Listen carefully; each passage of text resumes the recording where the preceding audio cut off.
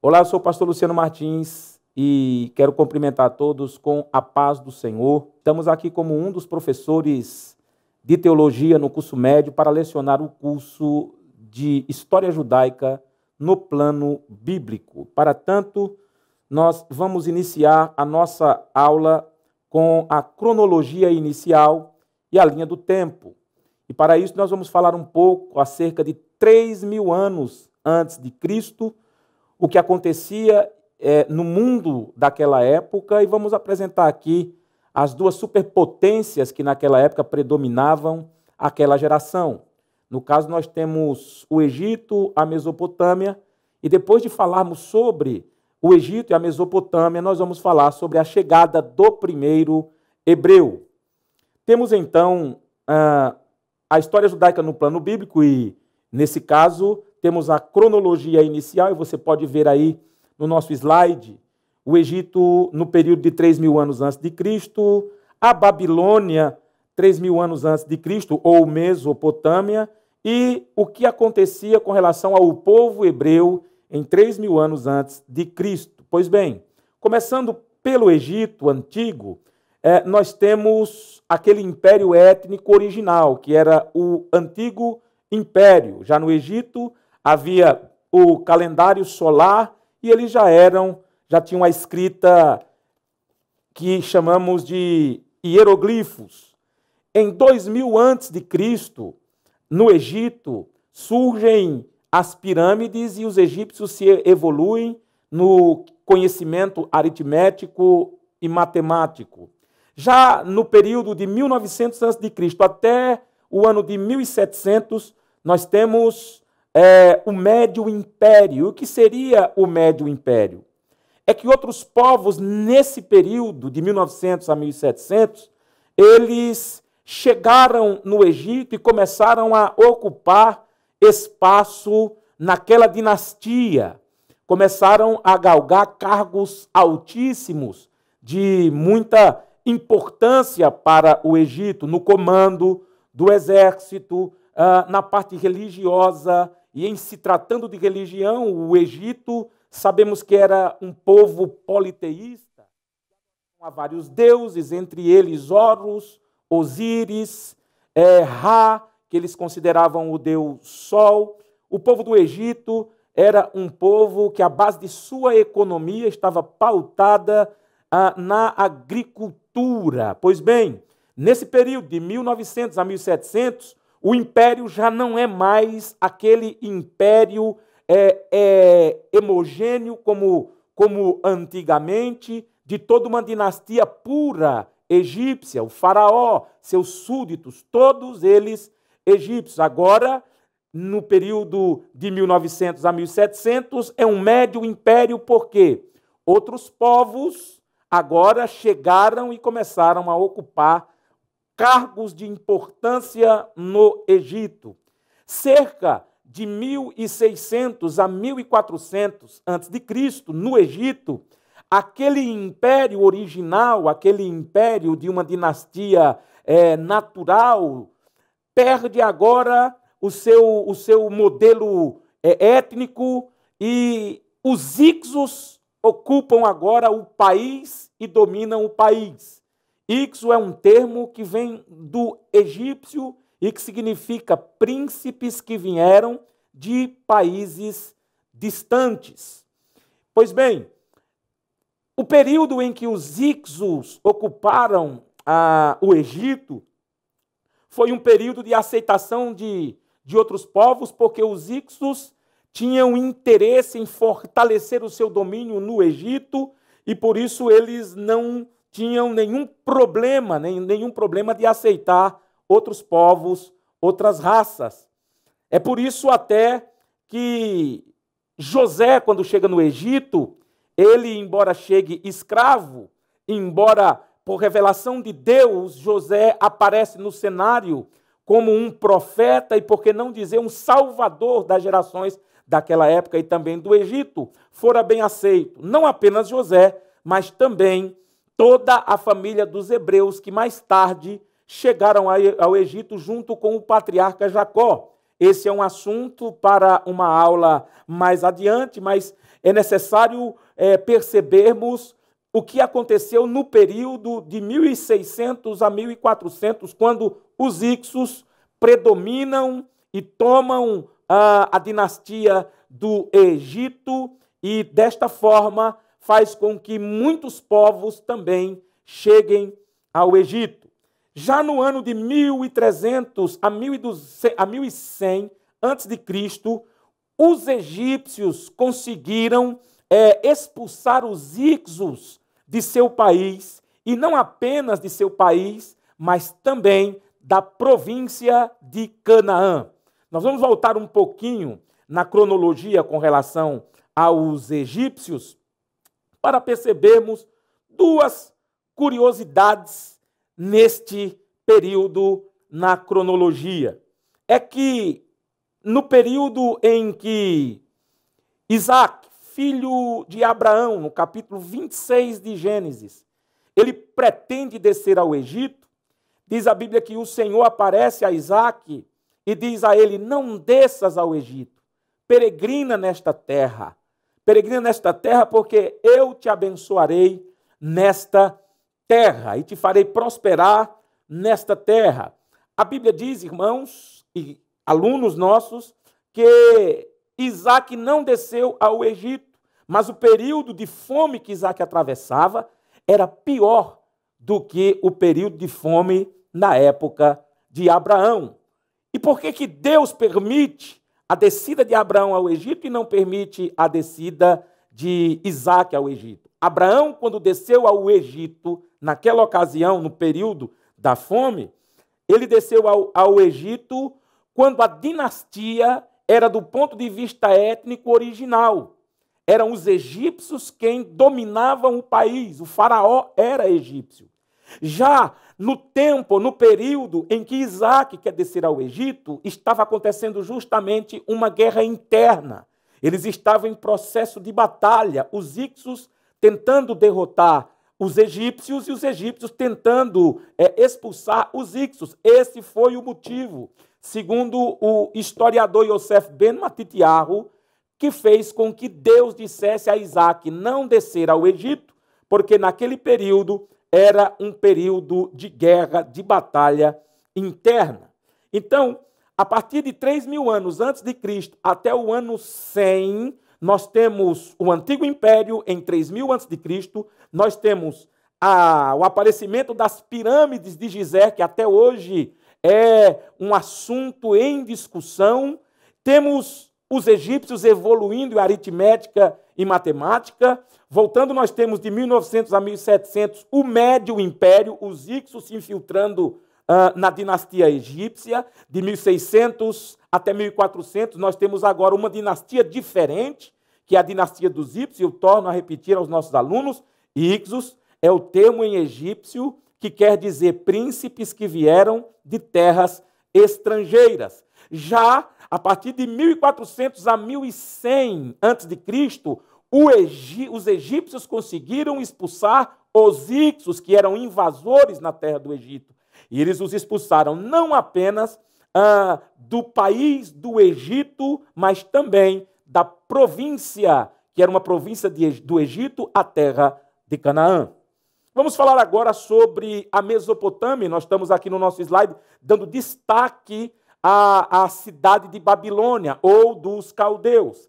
Em 3.000 anos antes de Cristo, o período na Mesopotâmia de dinastia ou comando era dos sumérios. Aliás, em se tratando do termo Mesopotâmia, Mesopotâmia é um termo que vem do grego. Meso significa meio, pótamo, rio. Era a terra entre os rios Tigre e Eufrates. O Egito banhado pelo rio Nilo. Porém, na Mesopotâmia, as duas maiores bacias hidrográficas eram o rio Tigre e o Eufrates. Na Mesopotâmia, nesse período, 4 grandes potências ali já estavam bem estabelecidas, que eram os sumérios, os acádios, os caldeus e os assírios. Só que em 3.000 anos antes de Cristo, quem estava dominando eram os sumérios. E nesse período, eles já eram evoluídos porque já tinham a escrita cuneiforme, diferente da escrita dos egípcios, que eram hieroglifos. E também já tinham construído os zigurates. Zigurates eram prédios que eles construíram e tinham 3 objetivos na construção daqueles prédios. Eram prédios apenas de 2 andares, bem como naquela época, todo e qualquer prédio tinha apenas 2 andares. Mas os zigurates era, ao mesmo tempo, um prédio com a finalidade religiosa, a finalidade administrativa do ponto de vista econômico, e era também um prédio de reunião política social. Dizem alguns historiadores que o termo Tel el-Makuar era o termo para designar os zigurates. Sim, Tel quer dizer montanha, El é uma preposição que quer dizer de, e Maquiar quer dizer montanha. Então, originalmente, eles chamavam os zigurates de montanha dos degraus, porque eram construções aonde eles subiam por fora desses prédios e ali começavam, irmãos e queridos alunos, o seu processo administrativo, porque eles recebiam do poder da agricultura e da pecuária ali depósitos. Eles também ali adoravam a um deus lunar com o seu poste ídolo. Portanto, 3.000 anos antes de Cristo, os sumérios ali são os que predominam toda a Mesopotâmia.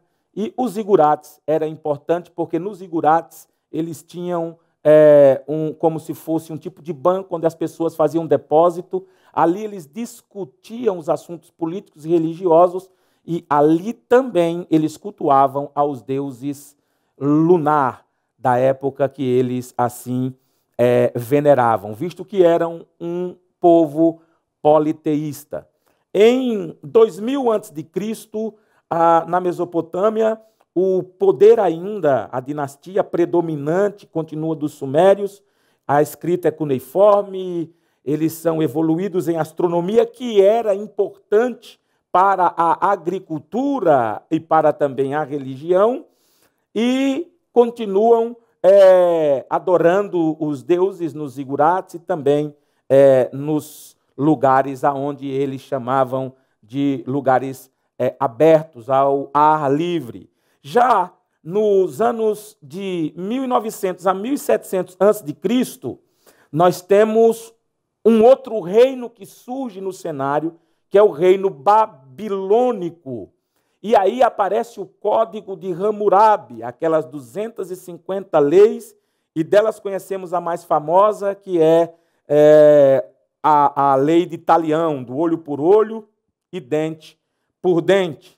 Em 1600 a 1400 a.C., nós temos o declínio dos babilônicos. E já a partir do ano de 1300 a 1100 a.C., nós temos o começo do poder assírio. Portanto, fazendo aqui uma retrospectiva, em 3.000 anos antes de Cristo, nós temos o período predominante da dinastia suméria, a escrita cuneiforme. Eles já eram avançados em astronomia e construíram os zigurates. A partir do ano 1900 a 1700 a.C., os sumérios perdem o seu poder político naquela dinastia, naquela região da Mesopotâmia, e quem começa a predominar dinasticamente são os babilônicos ou os caldeus, e é nesse período que surge o Código de Hammurabi. A partir do ano de 1600 a 1400, temos então o declínio caldeu e o surgimento do poder assírio. Então podemos perceber que na Mesopotâmia, a dinastia dessas 4 civilizações, elas vão degladiando ao longo do tempo para assumir o poder de toda aquela planície fértil. Eu quero ressaltar também que quando, em 3000 a.C., os sumérios é quem dominavam toda a região da Mesopotâmia, eles dominavam, mas com o apoio dos acadianos, porque eram as quatro povos que habitavam a região da Mesopotâmia. Cada um deles tinha um rei, cada um deles tinha uma dinastia, cada um deles tinha um idioma, e como são quatro povos que ocupam a Mesopotâmia, e ao longo de 3000 anos, até o ano 1000 antes de Cristo, nós vamos ter os sumérios atuando em um tempo, os caldeus atuando em outro, e os assírios atuando de 1400 a 1100 antes de Cristo. É necessário compreendermos também que os sumérios só tiveram poder de dominar a Mesopotâmia porque estavam unidos aos acadianos. Agora, continuando aqui na história judaica e nessa cronologia inicial, 3000 anos antes de Cristo ainda não havia hebreus. No final de 2000 anos antes de Cristo é que surge o primeiro hebreu, Abraão. Abraão, o hebreu. Abraão que vem do noroeste da Mesopotâmia. E temos a Bíblia narrando a história de seu pai Terá, Abraão, ou Abrão, Haran e Naor, ou Nacor. A Bíblia diz que eles saem de Ur dos Caldeus em direção a Haran. E a Bíblia diz, irmãos, que nesse período da saída de Abraão, Abraão perde o seu irmão Haran, pai de Ló, com o seu pai Terá ainda vivo. Abraão, o hebreu. Abraão, ivrit. Ivrit é o termo em hebraico para hebreu. Mesmo o termo hebreu vem da raiz de Ever. E Ever pode significar duas coisas. No termo Ever, nós temos um conceito geográfico e temos um conceito étnico. Ever significa aquele que atravessa para o outro lado. Por isso o conceito é geográfico. Abraão atravessou o Eufrates para o outro lado, por isso ele é conhecido como hebreu. Mas ele também é conhecido como hebreu do ponto de vista étnico, porque Ever é um descendente de Sem. Sem, o filho de Noé. Portanto, hebreu ou ivrit significa aquele que atravessa ou um descendente legal de Sem. Por isso é chamado Abraão de Abraão o hebreu. O termo hebreu vem dessa raiz com esses dois significados, étnico e também o conceito geográfico. Haja vista que no livro de Josué, no capítulo 1, tem um termo em hebraico que Deus diz a Josué para falar ao povo de Israel, Ma'aver Hanahá, que significa do outro lado do rio, chamei a vosso pai Abraão. Então, Deus chama Abraão. Deus chama Abraão de Ur dos Caldeus, após a morte de seu pai. A Bíblia diz no capítulo 12 que Deus se dirige ao patriarca Abrão e lhe diz: sai da tua terra, do meio da tua parentela e da casa de teu pai, para uma terra que eu te mostrarei. E farei de ti uma grande nação, e te abençoarei, e engrandecerei o teu nome, e tu serás uma bênção. Se continuarmos os versículos 4, 5, 6, nós temos ali mais 5 promessas feitas a Abraão, e dessas 5, quem tomará posse delas, quem herdará elas, é a geração de Abraão.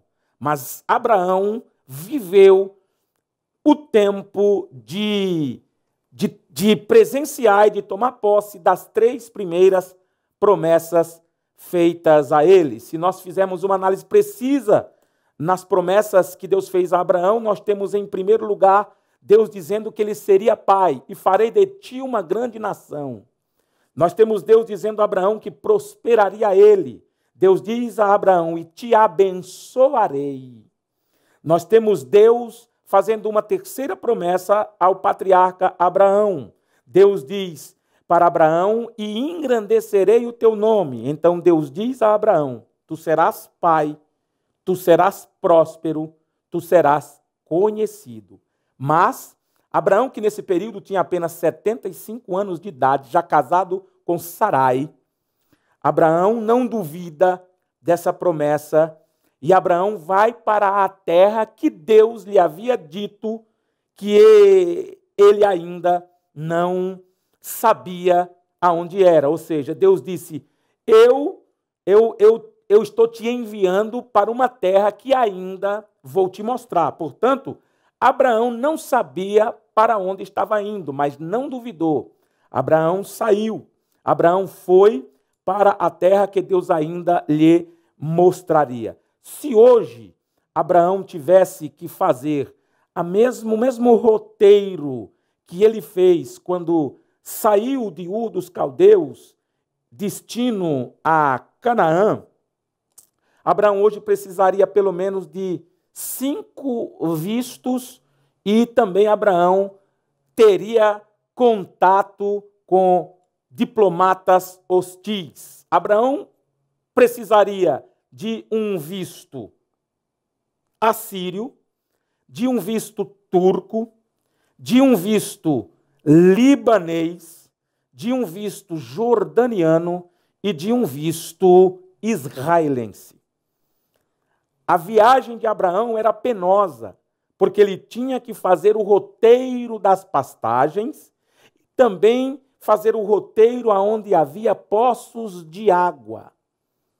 Foi uma viagem muito difícil, mas Abraão saiu conforme o Eterno lhe havia designado. Ou seja, a condição para Abraão ser chamado de amigo de Deus, de temente a Deus, era obedecer com um tipo de fé aonde questionar não era a condição para adquirir o Deus dos céus e da terra como seu Senhor, como seu protetor e como seu provedor.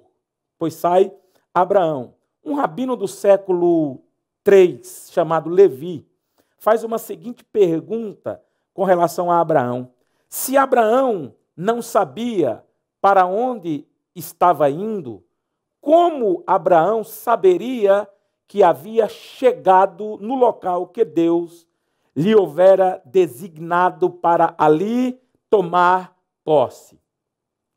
E aí, há um comentário no Midrashim que diz o seguinte, que quando Abraão alcançou o promontório de Haran Nabor e de Haran Hamaraim, Abraão viu aquela civilização festejando, viu um tipo de civilização liberal e carnavalesca. Logo, carnavalesca eu uso o termo coloquial apenas para uma melhor compreensão dos nossos alunos, mas o termo mais adequado a ser falado era uma civilização liberal. Portanto, quando Abraão chega e vê aquele povo liberal, um povo totalmente voltado para os prazeres carnais, em Nabor Haram e Nabor Hamaraim, Abraão pensa consigo, segundo diz o rabino Levi do século III, oxalá não seja aqui o lugar ou a terra que Deus disse que me daria.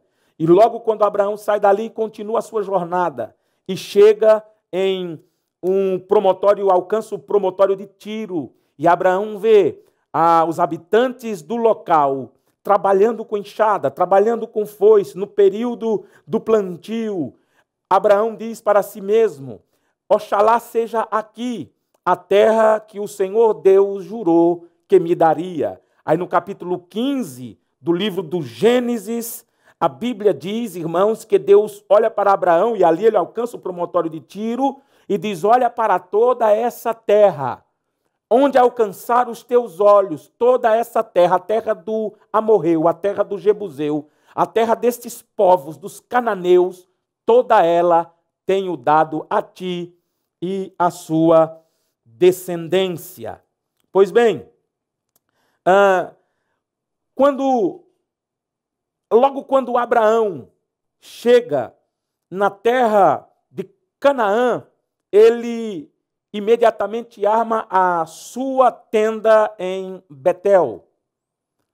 E daí a Bíblia diz que quando ele chega, ele naquele momento, surpreendido por uma seca muito grande. E diz a Bíblia que Abraão desce para o Egito. E quando Abraão desce para o Egito, diz a Bíblia que Abraão combina com Sara para que quando chegassem no Egito, que Sara dissesse aos súditos de Faraó, e até Faraó propriamente dito, que ela era a sua irmã e que ele era irmão dela. Então, diz a Bíblia que quando os egípcios olharam para Sarai, eles chegaram à conclusão de que Sarai era uma mulher muito bonita e que na terra do Egito não havia mulher tão bela quanto Sarai. E a Bíblia diz que rapidamente Faraó abençoa a Abrão com gado, com ouro, com prata, com muita gente ao seu serviço, pelos méritos de Sarai. Daí a Bíblia diz que antes de tocá-la, Deus intervém na história. E todo o Egito foi acometido por uma enfermidade terrível. E como os egípcios eram muito supersticiosos na ocasião, eles compreenderam que aquele mal que chegou no Egito tinha muito a ver com o peregrino Abrão e a família que entrou ali com ele, e as almas que entraram com ele no Egito. E foram conversar com Abrão, e Abrão fala a verdade para Faraó, que de fato Sara é sua esposa. E Faraó diz a Abrão, mas que mal foi que te fizemos para trazer todo esse mal para nosso país? Facilmente se poderia ter deitado com ela aqui no Egito. E Abraão fala para o Faraó que, de fato, ela era irmã dele, filha do mesmo pai, mas não era filha da mesma mãe e veio a ser sua esposa. Essa era uma regra que eles chamavam de embuste na época. A regra de que um irmão poderia casar-se com a irmã, desde que ela não fosse irmã por parte de mãe, mas apenas irmã por parte de pai. Era uma regra da época para que aquelas civilizações não se misturassem. E Abrão, que vem da Mesopotâmia, obedecia também esta regra, e eles chamam esta regra de embuste. E o que é embuste?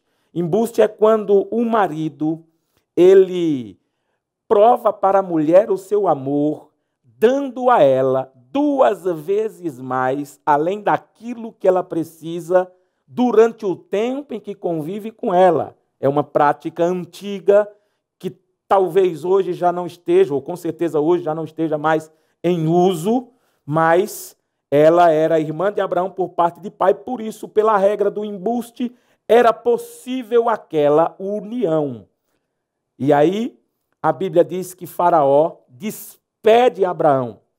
E a Bíblia diz que Abraão volta para Canaã com posse de ouro, com posse de prata e com muita gente ao seu serviço. Quando Abraão chega, Abraão não se estabelece em Betel. Abraão se estabelece agora em Hebrom, ao sul do país de Israel.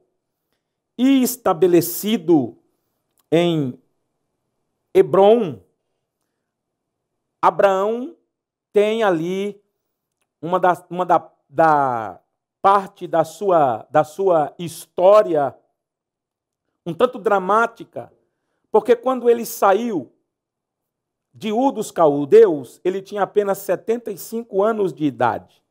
E a primeira promessa que Deus havia feito ao patriarca Abraão é que ele seria pai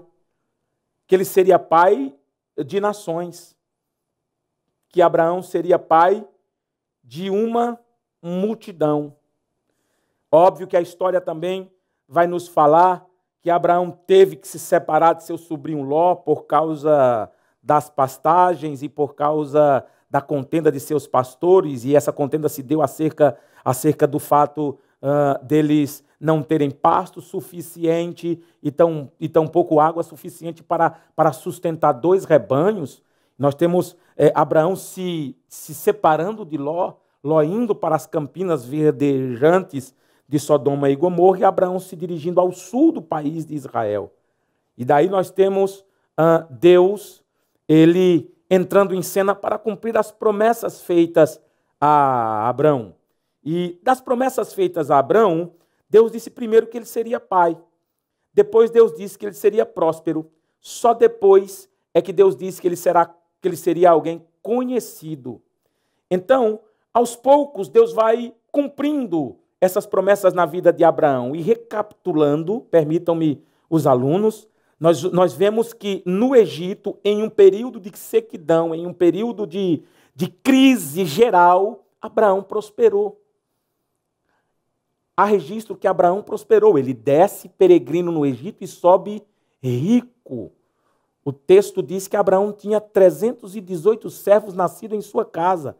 Muita gente ao seu serviço, ouro, prata e um rebanho considerável. Tão considerável que não dava para habitar junto com o rebanho de Ló, o seu sobrinho. Mas tem mais uma parte da promessa que Deus cumprirá na vida de Abraão durante esse processo histórico da vida dele. Embora Abraão tenha descido no Egito, a história de Abraão no Egito ela é singular. Só o Egito tem conhecimento de que Deus é com Abraão. Por isso Abraão sai de lá respeitado como profeta, diz as Escrituras. Respeitado como profeta. Daí a Bíblia diz que Ló vai para a região de Sodoma e Gomorra. Daí temos a guerra de 4 reis contra 5 reis, que Kedorlaomer, ele predomina a região toda de Sinear, domina a região toda de Sinear, e ele cobra tributo de 10 cidades ali, naquela região, a região de Sinear, possivelmente hoje seria a região da Transjordânia, e aí a Bíblia diz que 5 reis se rebelam contra ele, e estes 5 reis que se rebelam contra Kedorlaomer, se rebelam não querendo mais pagar um tributo que já dura muitos anos. Então Kedorlaomer agora reúne mais 3 cidades que estavam sob seu domínio e começa uma batalha. E diz as Escrituras que Kedorlaomer com 3 cidades vence a batalha contra 5 reinos. E Ló, o sobrinho de Abraão, é levado cativo. Aí a Bíblia diz que Abraão, com 318 servos nascidos em sua casa, vai para a batalha, vence Kedorlaomer, ou Kedorlaomer. O rei de Sodoma, diz a Abraão que Abraão pode ficar com todos os tesouros e os despojos daquela guerra. Mas Abraão diz a ele que nenhum cadastro de seu sapato ele tomaria, salvo o que os seus maiorais daquela batalha quisessem pegar para si e o pão que os soldados comeriam. E a Bíblia narra que nessa ocasião podemos perceber que Deus ele cumpre mais uma promessa na vida de Abraão. Por quê?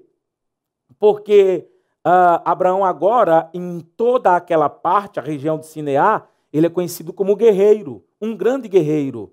Por quê? Porque 5 nações perderam para 4. E as 4 nações que ganharam daquelas 5 nações, agora perdem para Abraão e 318 homens. Pois bem, vendo desta forma, precisamos voltar até a Mesopotâmia, Ur dos Caldeus, e compreendermos que quando Deus diz para Abraão sair da sua terra e do meio da sua parentela, porque de Abraão Deus faria uma grande nação, Abraão, naquela ocasião, era o único singular, sozinho, acreditando em um Deus que criara todo o mundo tangível e não tangível e que tudo estava sob o domínio desse Deus poderoso e invisível. O monoteísmo de Abraão era contrário a todo o politeísmo da Mesopotâmia, que tinham como Deus um Deus chamado Marduk, que tinha cabeça de touro, corpo de homem, e a ele se acreditava que ele era o Deus de toda a fertilidade humana, animal e vegetal. Por isso Abraão sai. E o milagre maior que defendo é que aquela multidão não conseguiu influenciar Abraão. Abraão não conseguiu influenciar aquela geração com a fé monoteísta no Deus poderoso, mas aquela multidão não conseguiu influenciar Abraão. Portanto, na Mesopotâmia, Abraão era conhecido como o contrário. Abraão era conhecido como o único singular sozinho, como o único que acreditava no Deus invisível e poderoso e não acreditava nas imagens de escultura e nas divindades pagãs da Mesopotâmia. Portanto, na Mesopotâmia ele é conhecido como o contrário do ponto de vista religioso. No Egito ele é conhecido como profeta. Por causa daquela praga, todo o Egito agora considera Abraão como profeta. Agora, em toda a terra de Sinear, Abraão é conhecido como guerreiro. Então, Abraão agora já é conhecido. Abraão já é próspero, mas no capítulo 15 do livro de Gênesis, Abraão ainda não é pai. Nesse meio termo, quando eles saem do Egito, a Bíblia diz que Agar é dada em presente a Sarai. Ela torna-se escrava de Sarai. Existem alguns historiadores que dizem que ela era uma princesa. Existem historiadores modernos que afirmam isso e até historiadores antigos do judaísmo, de que ela era uma princesa no Egito. Por isso a postura dela nunca foi de escrava com relação a Sarai. E a Bíblia diz que Sara é estéril. A Bíblia diz que ela já, passado muito tempo, não deu filhos a Abraão, e ela constrange Abraão a tomar Agar como esposa para que ela tivesse filhos sobre os seus joelhos. Ou seja, o filho da escrava logo é considerado filho da senhora. E a Bíblia diz que Sarai, ela concebeu um filho. A Bíblia diz que Abraão deu o nome a ele de Ismael ou Ismael. E a Bíblia diz que a partir daí, Sarai já não olha mais para Agar, ou Agar não olha mais para Sarai como serva, mas ela já está tentando olhar de igual para igual. E aí nós temos dois episódios onde Agar ela vai embora por sua livre e espontânea vontade, depois o anjo fala com ela, ela retorna, mas eu quero chegar no ponto do capítulo 15 do Gênesis, porque no capítulo 15 do Gênesis nós temos Abraão dentro da tenda. Abraão está dentro de sua tenda e a Bíblia diz que aparece o Senhor a Abraão e pergunta e afirma a Abraão: Abraão, eu sou o teu escudo, o teu galardão será grandíssimo, Abraão. E Abraão responde: ó Senhor Deus, o que me dará se continuo sem filhos? E o herdeiro da minha casa é o Damasceno Eliezer? Disse mais Abraão ao Senhor: a mim não tem me dado filho, de modo que um nascido da minha casa será o meu herdeiro. Versículo 4. Diz Deus a Abraão: este homem não será o teu herdeiro, mas aquele que sair das tuas entranhas, este será o teu herdeiro. Daí a Bíblia diz que Deus levou Abraão para fora. De que forma? A Bíblia diz que levou. Possivelmente, o tratamento, a comunicação entre Abraão e Deus, era Deus falando e Abraão ouvindo, Abraão obedecendo. Então Deus leva Abraão para fora e manda Abraão olhar para as estrelas do céu e contar se ele pudesse. Então Abraão é dito da parte de Deus que ele lhe daria uma nação incontável como as estrelas do céu. no capítulo de número 21 do livro do Gênesis, nós temos o nascimento de Isaac. Do nascimento de Isaac, nós temos uma discussão entre Abraão e Sara com relação a Ismael. E aí, Sara afirma a Abraão que ele tem que mandar Ismael e Agar embora. Abraão não quer fazer isso, mas Deus, ele intervém e diz a Abraão: ouve a voz de Sara, e não temas, porque do menino Ismael eu farei uma grande nação. Então não foi pautado na opinião de Sara que Abraão despediu Ismael, mas tomando posse daquela palavra que Deus houvera dito a Abraão, que de Ismael faria uma grande nação. Do capítulo 12 até o capítulo 21 do Gênesis, nós encontraremos o patriarca Abraão como alguém, um homem de fé, dependente de Deus, temente a Deus e, acima de tudo, confiante nas promessas de Deus. Quando Deus chama Abraão de Ur dos Caldeus, repito, ele tinha apenas 75 anos. Aos 100 anos de idade, lá no capítulo 19 do livro do Gênesis, Deus aparece a Abraão e diz que Sarai será mãe. Aí a Bíblia diz, irmãos, que ela agora é mãe, nasce Isaac. E nós estamos no capítulo de número 21 do Gênesis.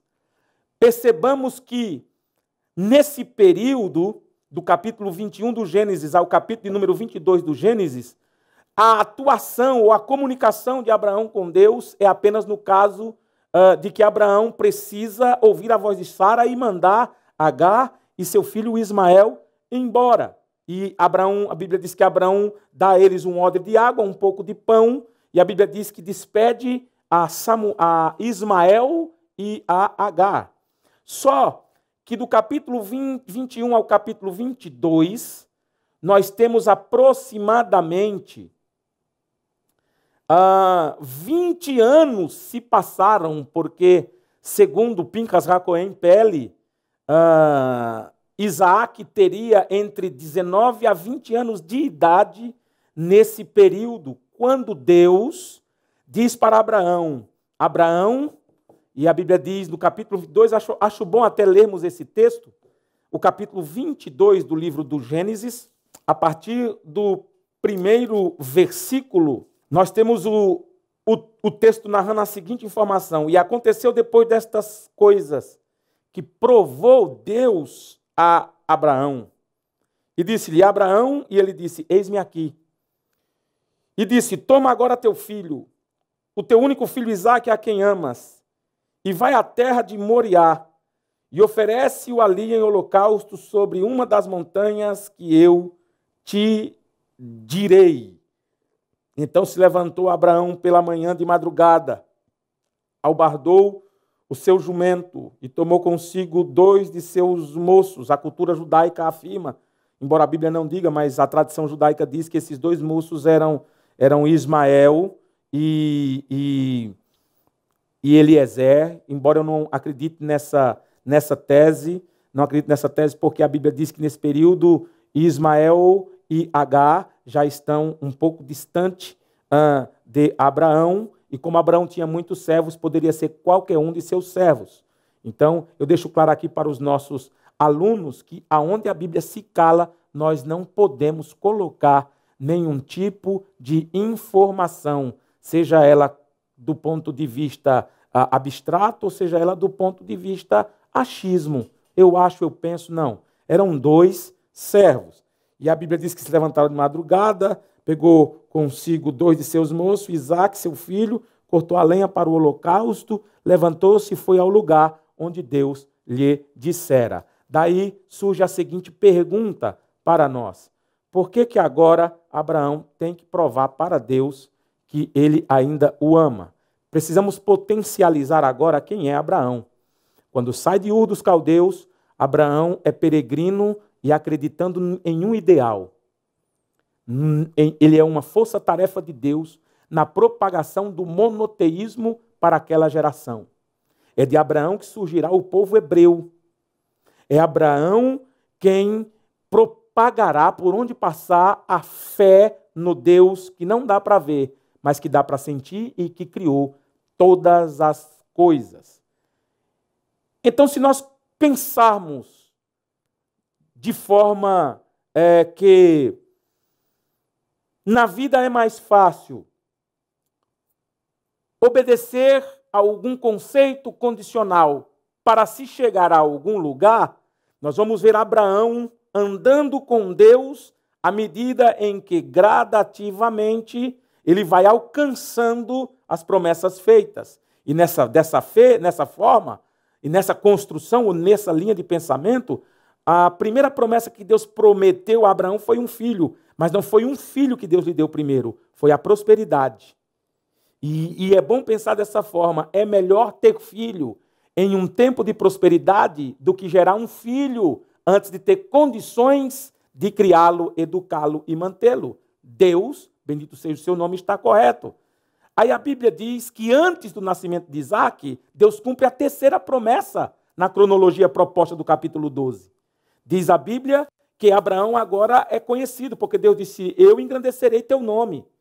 Então Abraão é conhecido no Egito como profeta, em toda a terra de Sineá como guerreiro, e Abraão agora é conhecido no Egito como profeta, Abraão é conhecido e respeitado na terra de Sineá como um grande guerreiro, Abraão é respeitado por Abimeleque no termo dos filisteus, como um homem a quem Deus protege e guarda, e Abraão já era conhecido na Mesopotâmia como o único singular sozinho numa fé monoteísta. Aí a Bíblia diz que, por último, Deus lhe dá um filho. E nesse prazo, do capítulo 21 ao capítulo 22, nós não vamos encontrar Abraão oferecendo a Deus um sacrifício. Nós não vamos encontrar Abraão levantando a Deus um altar. A Bíblia faz aqui um silêncio de 19 a 20 anos, segundo Pinchas Hakohen Pele. E aí, Deus quebra esse silêncio quando diz que Deus agora provou a Abraão. Agora Deus prova a Abraão e disse, toma o teu filho Isaque, a quem tu amas, e vai à terra de Moriá. O que Deus está identificando a Abraão de tudo que ele tem? Deus está identificando a Abraão o seguinte, você não ama os status que você tem como uma personalidade conhecida, reconhecida e respeitada nessa geração e nessa terra. Você não ama os tesouros que você acumulou e nem o rebanho que você tem. Deus está dizendo, eu quero que você mais ame, e o que você mais ama é Isaac. E por incrível que pareça, é Isaac quem está agora entre Deus e Abraão. E aí, Deus provou que era com Abraão, cumprindo as 3 promessas iniciais que ele fez no capítulo 12. Agora, é Abraão quem tem que provar a Deus que o ama mais do que tudo o que Deus tivera dado ou houvera dado a Abraão. Diz a Bíblia que Abraão leva a Isaac até o monte Moriá, amarra o menino, e os judeus chamam aquele acontecimento de Akedá. Akedá no hebraico significa amarrado sobre o altar, e todo judeu hoje afirma com a cena do Akedá que eles andam com o povo e a confiança. O povo representado em Isaac, a confiança representado em Abraão. Mas nós, os cristãos, respeitamos os patriarcas, porém, nós andamos com o Pai, o Filho e o Espírito Santo. Diz a Bíblia que Abraão levanta o cutelo e a Bíblia diz que ele vai provar, ele tem que provar a Deus que o ama, oferecendo a Deus aquilo que ele mais o amava. De repente, quando ele levanta o cutelo, nós temos que compreender que, do ponto de vista jurídico, nós temos crimes que são cometidos por intenção e apenas por culpa. Portanto, do ponto de vista jurídico, em nossa constituição, por assim dizer. Existe crime que é doloso, quando não há doloso, quando há intenção de matar, e culposo, quando não há intenção de matar. Deus já analisava isso perfeitamente bem. Por quê? O texto diz que a intenção com o ato é um crime. Então, como existe crime doloso e crime culposo, o próprio Deus também sabe a intenção do coração. E quando Abraão levanta o cutelo, era como se Deus soubesse que Abraão baixaria o cutelo para imolar Isaque. E aí a Bíblia diz: Abraão, não faças tal, porque agora eu sei que tu és temente. Ali está o cordeiro para o holocausto. Fica aqui a nossa conclusão. Chega o primeiro hebreu, toda essa história envolvendo a vida de Abraão, e nós chegamos à conclusão: o nosso Deus provou para Abraão que o amava, e Abraão agora prova a Deus que também o ama. E se Deus não quer percentual do nome respeitado, os status que tinha Abraão, se Deus não quer parte do tesouro acumulado que tinha Abraão, isso até é vago de se pensar, e Deus agora não quer também Isaque, porque diz: não faças tal, porque sei que és temente. O que Deus quer? Deus quer Abraão, porque se Deus tem Abraão, Deus tem a família de Abraão, Deus tem as posses de Abraão, Deus tem Abraão por completo. Deus abençoe nossos queridos e amados alunos. Esta é apenas uma aula de uma das matérias do nosso Médio em Teologia, um curso completo que conta com 20 disciplinas e excelentes professores, homens e mulheres de Deus capacitados para te ajudar nesta jornada de conhecimento bíblico. Se você deseja crescer em graça e conhecimento, você está no lugar certo. Você já deu o primeiro passo. Agora, na descrição do vídeo tem um link. Este link tem uma promoção exclusiva, um desconto especial, para você fazer a sua matrícula e ter acesso ao curso completo. Clique e saiba mais para começar os seus estudos hoje mesmo. Olá, queridos, graça e paz. Meu nome é Daniel Salles, sou natural da Bahia, da capital, Salvador. Resido aqui em Florianópolis, no bairro do Rio Vermelho, e já há pouco mais de 7 anos conheço a Academia de Pregadores, que tem sido uma bênção para a minha vida e para a vida da minha família. Agora, concluí o curso livre em Bacharel em Teologia. Para mim é um privilégio e uma honra que tem agregado valores para a minha vida e tem somado para o ministério que o Senhor tem me confiado. Eu só tenho a agradecer por ter conhecido a Academia de Pregadores e que Deus abençoe a toda a equipe que tem formado alunos em vários países e aqui no Brasil. Deus abençoe, em nome de Jesus. Você também pode fazer parte da nossa família. Venha para a Academia de Pregadores. Junte-se a mais de 30 mil alunos que estão espalhados em 50 países, pelo mundo inteiro, crescendo em graça e em conhecimento. Esperamos você na Academia de Pregadores, a maior escola bíblica online da América Latina.